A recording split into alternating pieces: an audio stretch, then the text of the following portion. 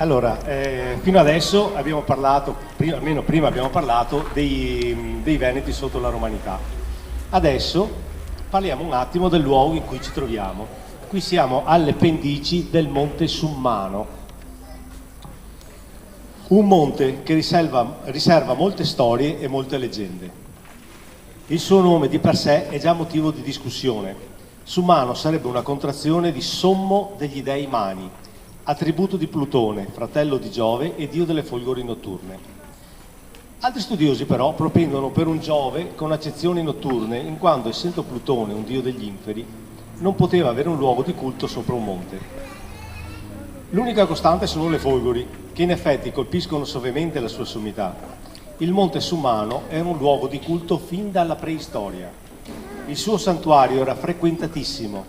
Ne sono riprove di trovamenti archeologici che raccontano di sacrifici, anche di animali, fin da epoca almeno venetica e pre-romana.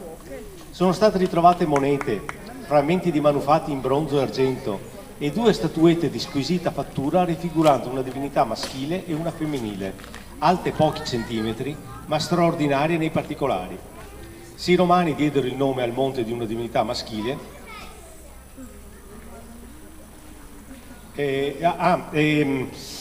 i romani diedero il nome al monte di una divinità maschile, ma è stata una cosa solo di comodità, per avere un punto di riferimento.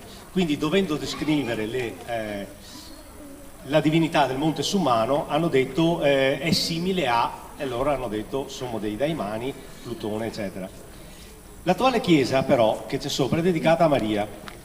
Ed è anche stata ritrovata appunto una statuetta di divinità femminile ed è possibile che più di una sia la divinità presente sulla cima. Una particolarità è che i pellegrini di quei tempi antichi avevano l'usanza di portare dei semi dai loro luoghi d'origine e così pare che i botanici abbiano ritrovato piante e spore di posti lontanissimi, quali Portogallo, Polonia e Nepal. Prendete queste informazioni sui semi con le pinze però, non ho fatto in tempo a verificarle, dopo poi con la Anna vediamo se è possibile chiarire sta cosa, perché mi sembrava che lo sapesse anche lei. La più famosa, passiamo alle leggende, appunto, abbiamo detto che è un luogo leggendario.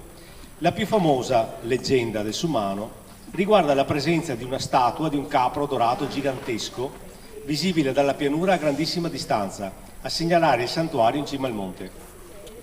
All'inizio del secolo scorso fu eretta una croce lignea. Secondo una leggenda, ciò non fu ben tollerato del dio Summano, che con una folgore eccezionale la distrusse. I giovani di azione cattolica eressero in seguito una croce alta 16 metri di calcestruzzo nel 23, ma anche questa fu abbattuta da una folgore. Quindi la croce è stata attuale, è dotata di parafulmine e il Cristo apposto sopra ha una mano alzata, che i maligni dicono sia per proteggersi da Plutone adombrato. Tornando a tempi più antichi, un'altra leggenda famosissima parla di una pastorella scomparsa in una grotta e mai più riapparsa, leggenda collegata a questa, anche questa, al mito di Proserpina e quindi di Plutone. Ricordando molto brevemente quel mito, Proserpina fu rapita e sposata da Plutone e una volta all'anno in primavera può tornare sulla terra e tornare nel sottosuolo in autunno. Simboleggia chiaramente la semente interrata in autunno che in primavera esce da sottoterra per un'altra stagione di rinascita di vita. Basta.